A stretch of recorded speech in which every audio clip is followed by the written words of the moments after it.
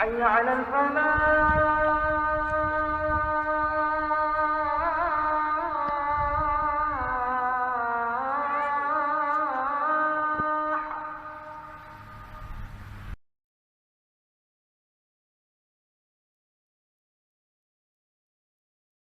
نحمده ونصلي ونسلم على رسوله الكريم وصحبه واتباع الحماة الدين القويم. سبحانك لا علم لنا إلا ما علمتنا إنك أنت العليم الحكيم. اللهم اجعلنا دعاة إليك وإلى رسولك. اللهم صل على سيدنا وشفيعنا وحبيبنا ومولانا محمد مبارك وسلم.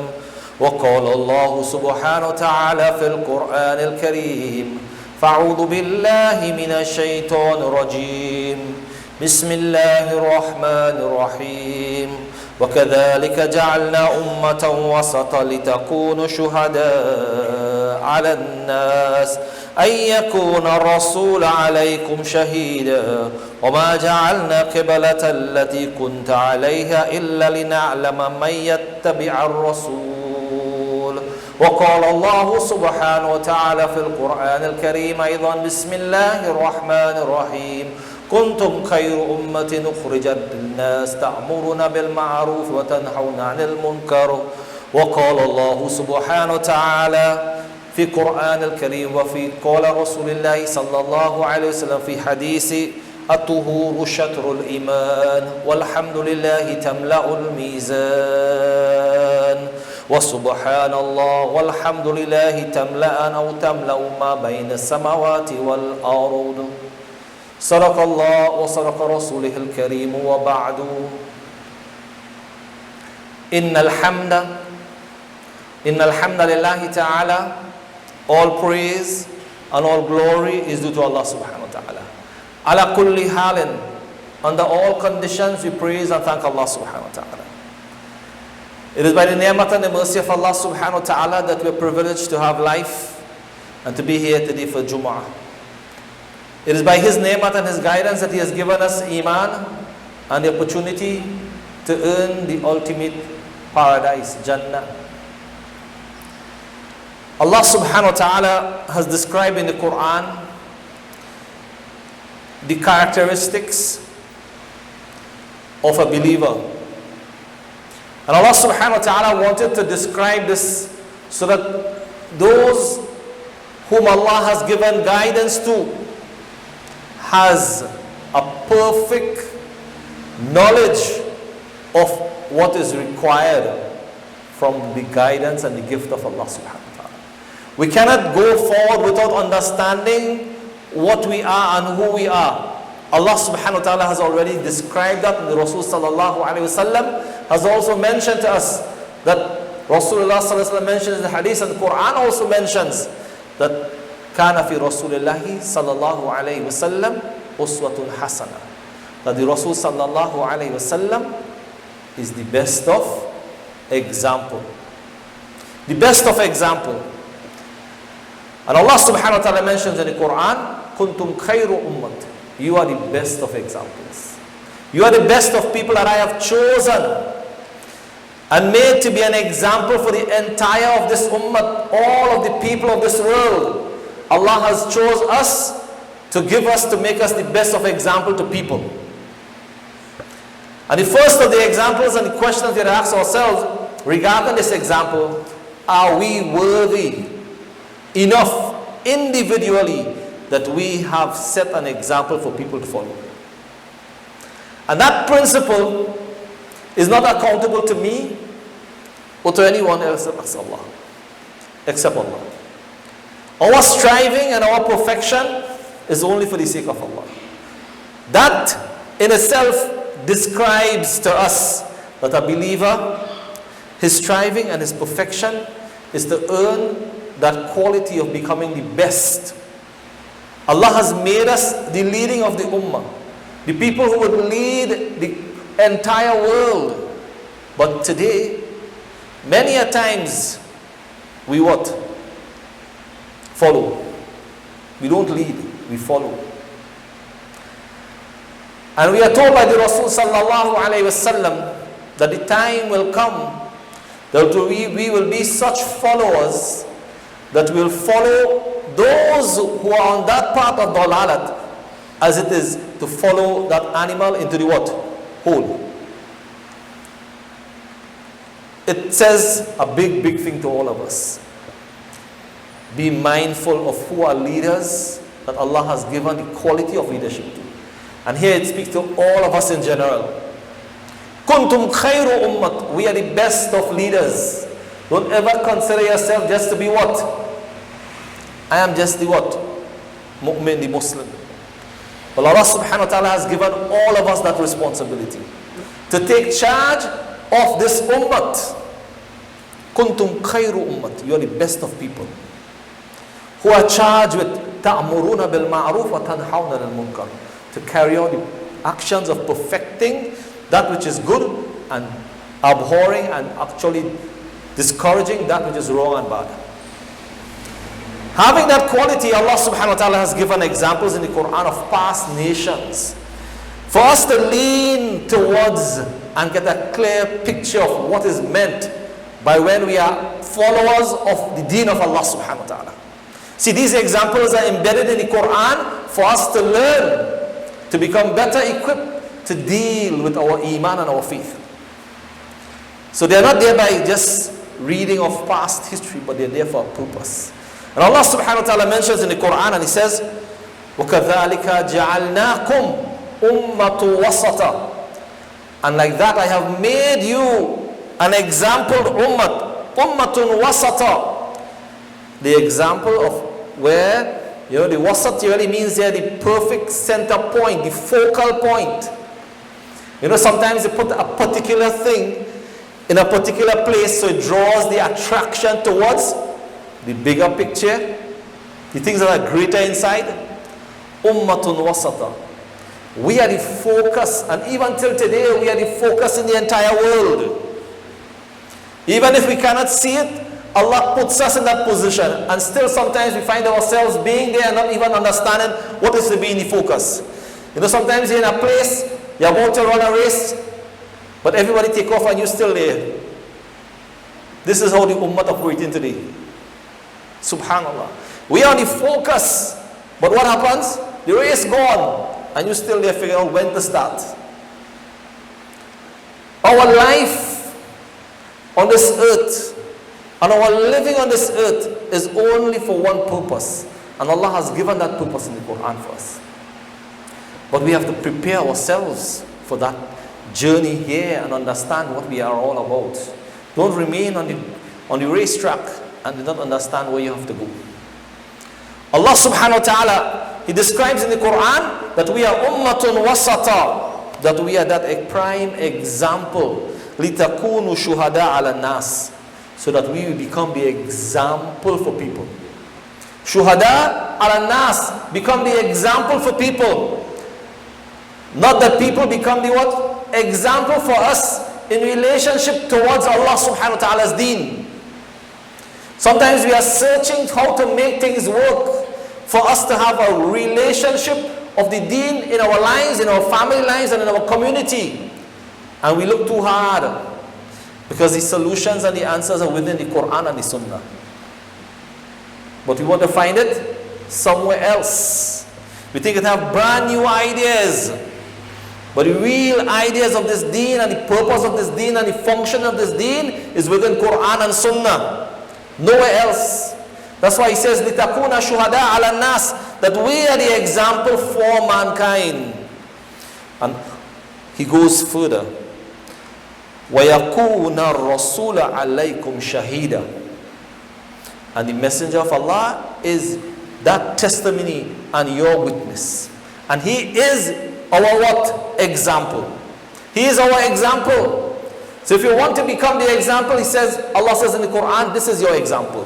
Rasulullah sallallahu alayhi wasallam is our example. Where can we turn for an example? Who can we turn to?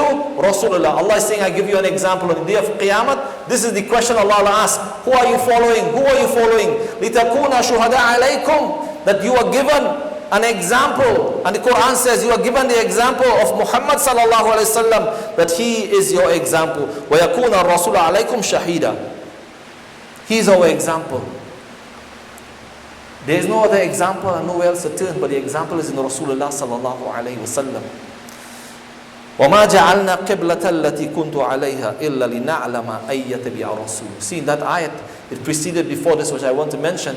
سَيَقُولُ سُفَهَاءُ مِنَ النَّاسِ مَا وَلَّهُمْ. This second part of the Holy Quran, it starts with سَيَقُولُ سُفَهَاء. Soon the foolish people will mention about why you turn your faces from what? Masjid al-Aqsa towards the Haram, Baytullah. See, the condition was not about the masjid. It was never about the masjid. It was about what? مَن يَتَّبِعَ رَسُولَهُ. Who will follow the messenger of Allah. It wasn't about the house of Allah. It did not lose its status. The construction, its building, its foundation never lose its status. Allah subhanahu wa ta'ala says, turn from this direction, go to this direction. Turn to Baytul Haram. It was not, if Allah wanted, He could have moved the entire Masjid Aqsa and put it in the Haram. He didn't do that. And neither did He take the Haram and put it in where? Aqsa. He left it where they are because they are ideal for what they were placed for.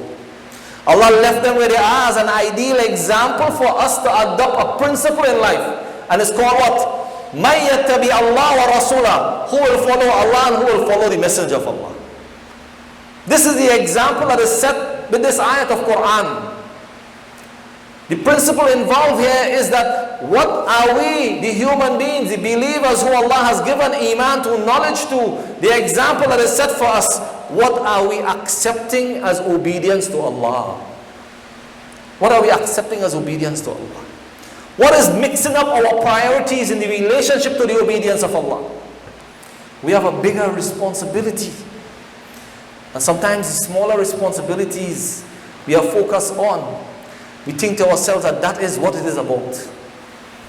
We need to focus as leaders, as believers of an ummah, a nation that Allah has given a big responsibility to. That we come up to scratch with that responsibility. And Allah subhanahu wa ta'ala mentions to us in relationship to this ayat, that those who Allah subhanahu wa ta'ala says, that they mentioned this, He says, قُلْ لِلَّهِ. For Allah belongs the east and the west. You think it matters about whether you worship east or west? قُلْ لِلَّهِ الْمَشْرِقِ وَالْمَغْرِبِ جُنُوبَ الشِّمَالِ. North, south, all of it belongs to Allah. Above and below, it belongs to Allah. Everything belongs to Allah. Allah is not looking at directions, but Allah has given command for us to turn to the direction, so that to see of obedience, see, much more is required from us, even in the relationship with ourselves, our children, or even a teacher to their children. What is the most important thing is that a child will be obedient.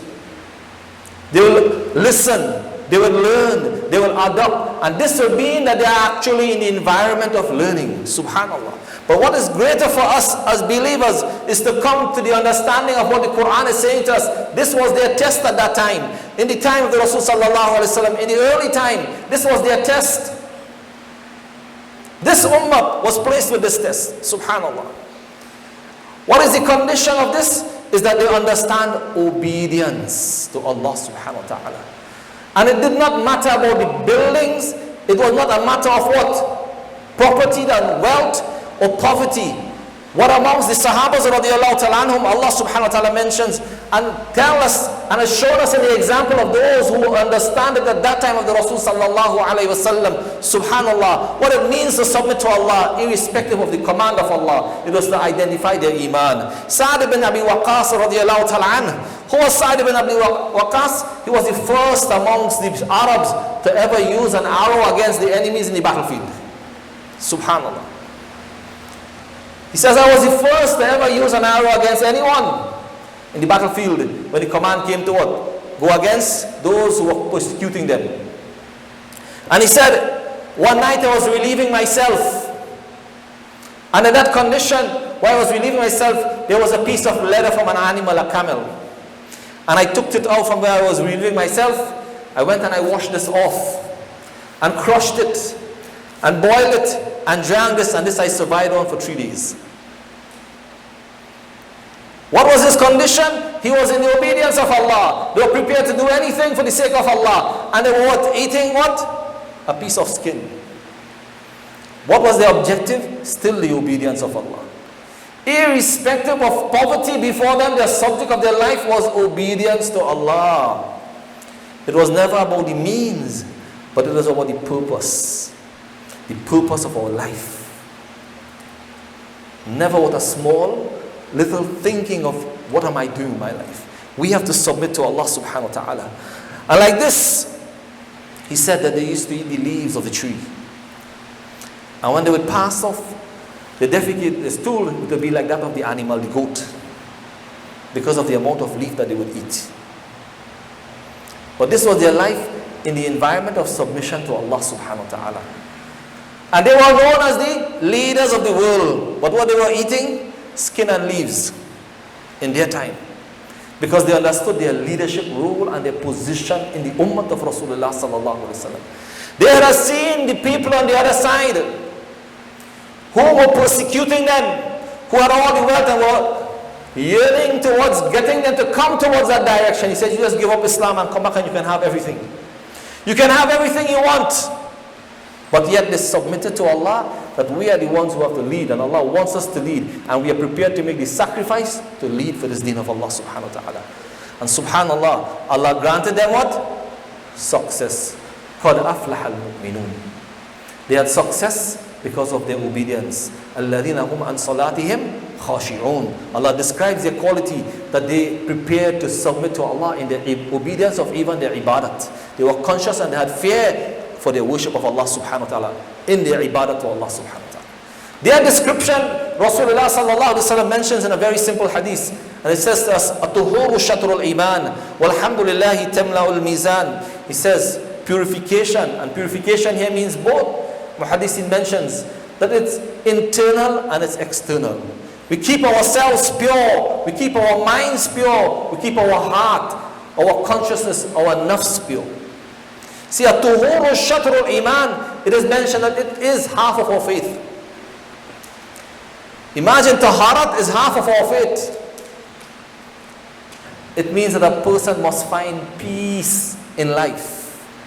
If we cannot find peace in life, then we have no taharat. We have no taharat. We have not actually attained taharat in our life. Because it's part of our faith. And he goes to says, "Walhamdulillahi tamla'ul mizan," and praising Allah subhanahu wa ta'ala fills the other half. It fills the other half. In other words, the completion of this being. You cannot find happiness anywhere else. All you have to do is keep yourself pure and remain in the praise of Allah subhanahu wa ta'ala, in the obedience of Allah subhanahu wa ta'ala, submitting to Allah. And definitely he says, Subhanallah walhamdulillahi tamla'u o tamla'an o tamla'u ma bayna samawati wal ard.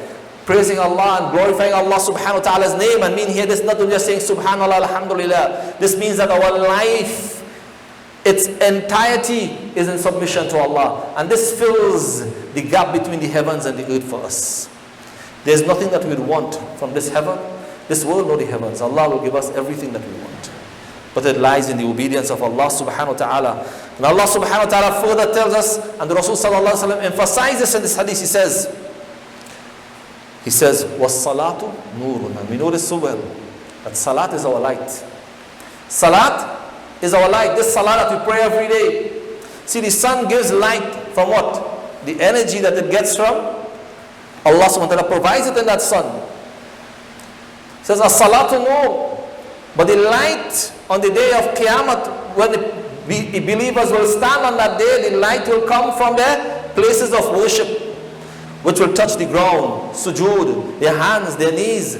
It will light up on that day. What is the effect on the fuel of that light? The salah. The fuel that will identify the believer on the day of Qiyamah, subhanallah. The fuel for that is made when we make effort on our ibadat. As-salatu nurun, the effect of that fuel is stored for that day. Subhanallah. And apart from that, 5 times daily salah, your daily needs are taken care of. You're purified. Your elevation is going towards Allah subhanahu wa ta'ala. All of the thawab and rewards you can think about is in salat. But after all of this, subhanahu wa ta'ala, he says, as-salatu nur. Salat is your light. It is your light. It is your success as a believer. He describes these qualities and continues and mentions. He says, was-sadaqatu burhan. And your charity is your proof. What proof?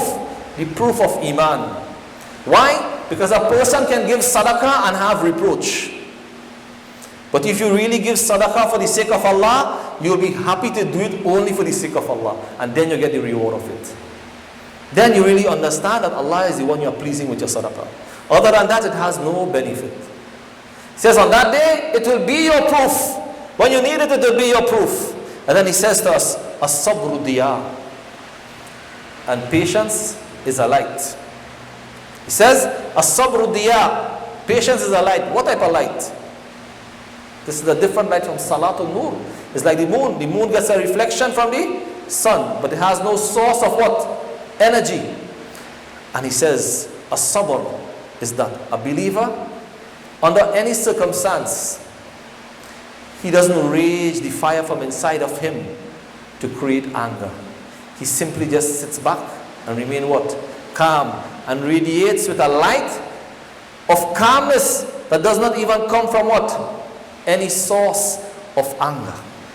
The moon, how much heat you get from the moon? Anything? All that bright light, but no what? No heat. Think about the sun. All that bright light, heat or no heat? Real heat. When the sun hot, you're looking for what? Cover. When a man angry, and if he doesn't have sabr, he like the sun. And if he have sabr, he's like the moon. That is the quality that we are blessed with. He says, as-sabru diya'un. These are the characteristics that make a believer as a leader in this world. And he says, wal-Qur'anu hujjatun laka alayka. The Quran is your proof in this life and in the life of the hereafter. For you in your grave, for you in barzakh, this Quran is for you. It can be for you, it can be against you. Our living, our objective as believers is to reach this target in life. See, the perfection of our life is dependent on what we really want. So every day he says, kullu nafsin yaghdu. Every day we go out in the path of Allah. Every day we wake up, we do something. He says, you can either benefit, bari'u nafsahu. You trade yourself, you trade your life for what? Benefits of this world or benefits for the hereafter. We ought to benefit for the life of the hereafter and save ourselves from the lost, which will be towards the Jahannam, the hellfire. May Allah protect us.